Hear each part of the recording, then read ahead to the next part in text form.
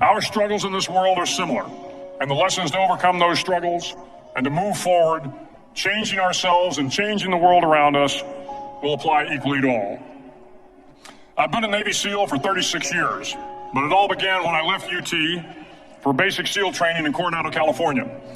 Basic SEAL training is 6 months of long, torturous runs in the soft sand, midnight swims in the cold water off San Diego, obstacle courses, unending calisthenics, days without sleep, and always being cold, wet, and miserable. It is 6 months of being constantly harassed by professionally trained warriors who seek to find the weak of mind and body and eliminate them from ever becoming a Navy SEAL. But the training also seeks to find those students who can lead in an environment of constant stress, chaos, failure, and hardships. To me, basic SEAL training was a lifetime of challenges crammed into 6 months. So here are the 10 lessons I learned from basic SEAL training that hopefully will be of value to you as you move forward in life. Every morning in SEAL training, my instructors, who at the time were all Vietnam veterans, would show up in my barracks room, and the first thing they'd do was inspect my bed. If you did it right, the corners would be square, the covers would be pulled tight, the pillow centered just under the headboard, and the extra blanket folded neatly at the foot of the rack. It was a simple task, mundane at best, but every morning we were required to make our bed to perfection. It seemed a little ridiculous at the time, particularly in light of the fact that we were aspiring to be real warriors, tough, battle-hardened SEALs. But the wisdom of this simple act has been proven to me many times over. If you make your bed every morning, you will have accomplished the first task of the day. It will give you a small sense of pride, and it will encourage you to do another task, and another, and another. And by the end of the day, that one task completed will have turned into many tasks completed. Making your bed will also reinforce the fact that the little things in life matter.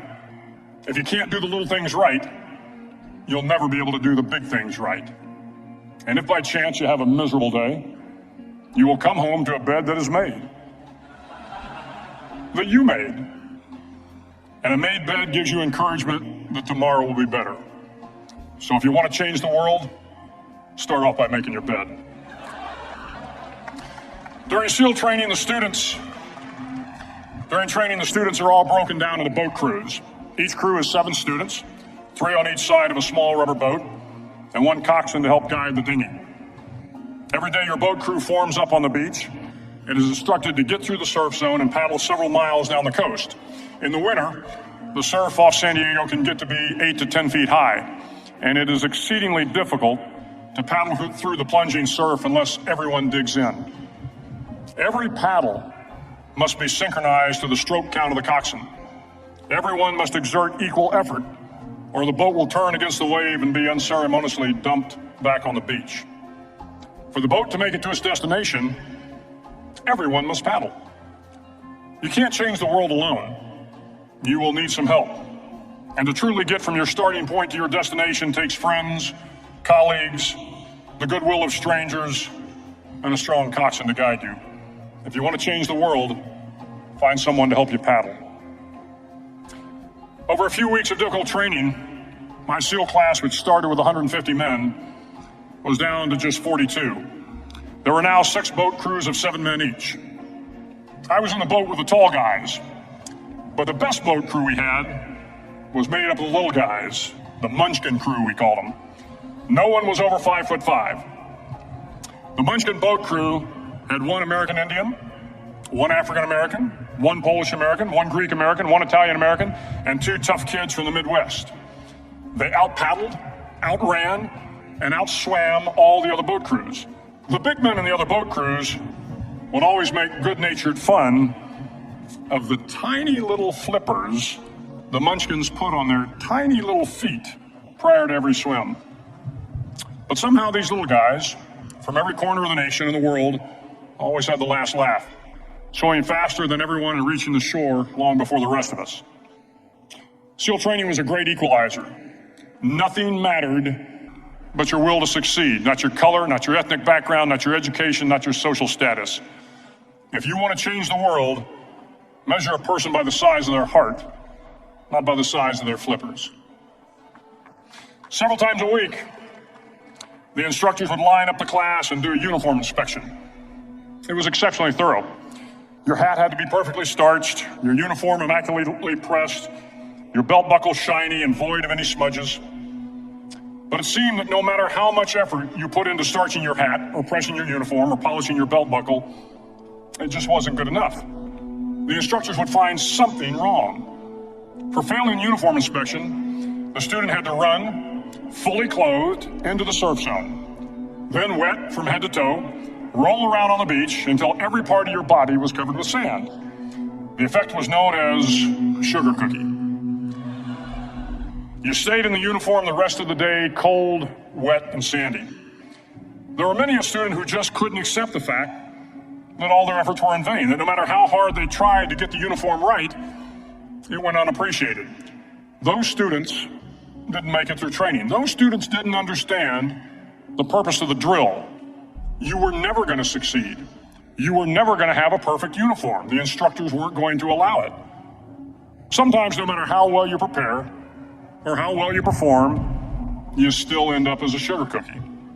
It's just the way life is sometimes. If you want to change the world, get over being a sugar cookie and keep moving forward. Every day during training, you were challenged with multiple physical events: long runs, long swims, obstacle courses, hours of calisthenics, something designed to test your mettle. Every event had standards, times you had to meet. If you failed to meet those times, those standards, your name was posted on a list, and at the end of the day, those on the list were invited to a circus. A circus was 2 hours of additional calisthenics, designed to wear you down, to break your spirit, to force you to quit. No one wanted a circus. A circus meant that for that day, you didn't measure up. A circus meant more fatigue, and more fatigue meant that the following day would be more difficult, and more circuses were likely. But at some time during SEAL training, everyone made the circus list. But an interesting thing happened to those who were constantly on the list. Over time, those students who did 2 hours of extra calisthenics got stronger and stronger. The pain of the circuses built inner strength and physical resiliency. Life is filled with circuses. You will fail. You will likely fail often. It will be painful. It will be discouraging. At times, it will test you to your very core. But if you want to change the world, don't be afraid of the circuses. At least twice a week, the trainees were required to run the obstacle course. The obstacle course contained 25 obstacles, including a 10-foot wall, a 30-foot cargo net, a barbed wire crawl, to name a few. But the most challenging obstacle was the slide for life. It had a 3-level, 30-foot tower at one end and a 1-level tower at the other. In between was a 200-foot long rope. You had to climb the 3-tiered tower, and once at the top, you grabbed the rope, swung underneath the rope, and pulled yourself hand over hand until you got to the other end. The record for the obstacle course had stood for years when my class began in 1977. The record seemed unbeatable until one day a student decided to go down the slide for life head first. Instead of swinging his body underneath the rope and inching his way down, he bravely mounted the top of the rope and thrust himself forward. It was a dangerous move, seemingly foolish and fraught with risk. Failure could mean injury and being dropped from the course. Without hesitation, the student slid down the rope perilously fast. Instead of several minutes, it only took him half that time. And by the end of the course, he had broken the record. If you want to change the world, sometimes you have to slide down the obstacles head first. During the land warfare phase of training, the students are flown out to San Clemente Island, which lies off the coast of San Diego. The waters off San Clemente are a breeding ground for the great white sharks.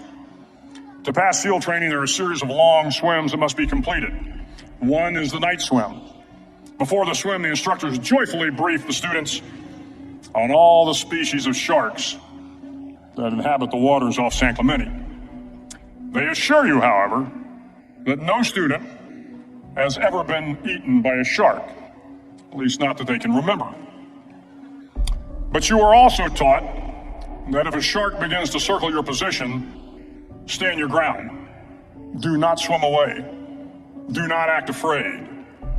And if the shark, hungry for a midnight snack, darts towards you, then summons up all your strength and punch him in the snout, and he will turn and swim away. There are a lot of sharks in the world. If you hope to complete the swim, you will have to deal with them. So if you want to change the world, don't back down from the sharks. As Navy SEALs, one of our jobs is to conduct underwater attacks against enemy shipping. We practice this technique extensively during training. The ship attack mission is where a pair of SEAL divers is dropped off outside an enemy harbor and then swims well over 2 miles underwater, using nothing but a depth gauge and a compass to get to the target. During the entire swim, even well below the surface, there is some light that comes through. It is comforting to know that there is open water above you. But as you approach the ship, which is tied to a pier, the light begins to fade.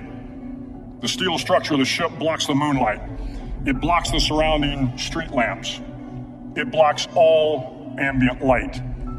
To be successful in your mission, you have to swim under the ship and find the keel, the center line, and the deepest part of the ship. This is your objective. But the keel is also the darkest part of the ship, where you cannot see your hand in front of your face, where the noise from the ship's machinery is deafening, and where it gets to be easily disoriented, and you can fail. Every SEAL knows that under the keel, at that darkest moment of the mission, is the time when you need to be calm, when you must be calm, when you must be composed, when all your tactical skills, your physical power, and your inner strength must be brought to bear. If you want to change the world, you must be your very best in the darkest moments. The 9th week of training is referred to as Hell Week. It is 6 days of no sleep, constant physical and mental harassment, and one special day at the Mud Flats. The Mud Flats are an area between San Diego and Tijuana where the water runs off and creates the Tijuana Sloughs, a swampy patch of terrain where the mud will engulf you. It is on Wednesday of Hell Week that you paddle down to the Mud Flats and spend the next 15 hours trying to survive this freezing cold, the howling wind, and the incessant pressure to quit from the instructors. As the sun began to set that Wednesday evening, my training class, having committed some egregious infraction of the rules, was ordered into the mud. The mud consumed each man till there was nothing visible but our heads. The instructors told us we could leave the mud if only 5 men would quit. Only 5 men, just 5 men, and we could get out of the oppressive cold. Looking around the mud flat, it was apparent that some students were about to give up. It was still over 8 hours till the sun came up. 8 more hours of bone-chilling cold. The chattering teeth and the shivering moans of the trainees were so loud, it was hard to hear anything. And then one voice began to echo through the night. One voice raised in song. The song was terribly out of tune, but sung with great enthusiasm. One voice became 2, and 2 became 3, and before long, everyone in the class was singing. The instructors threatened us with more time in the mud if we kept up the singing, but the singing persisted, and somehow the mud seemed a little warmer, and the wind a little tamer, and the dawn not so far away. If I have learned anything in my time traveling the world, it is the power of hope. The power of one person, a Washington, a Lincoln, King, Mandela, and even a young girl from Pakistan, Malala. One person can change the world by giving people hope. So if you want to change the world, start singing when you're up to your neck in mud. Finally, in SEAL training, there's a bell. A brass bell that hangs in the center of the compound for all the students to see. All you have to do to quit is ring the bell. Ring the bell, and you no longer have to wake up at 5 o'clock. Ring the bell, and you no longer have to be in the freezing cold swims. Ring the bell, and you no longer have to do the runs, the obstacle course, the PT, and you no longer have to endure the hardships of training. All you have to do is ring the bell to get out. If you want to change the world, don't ever ring the bell.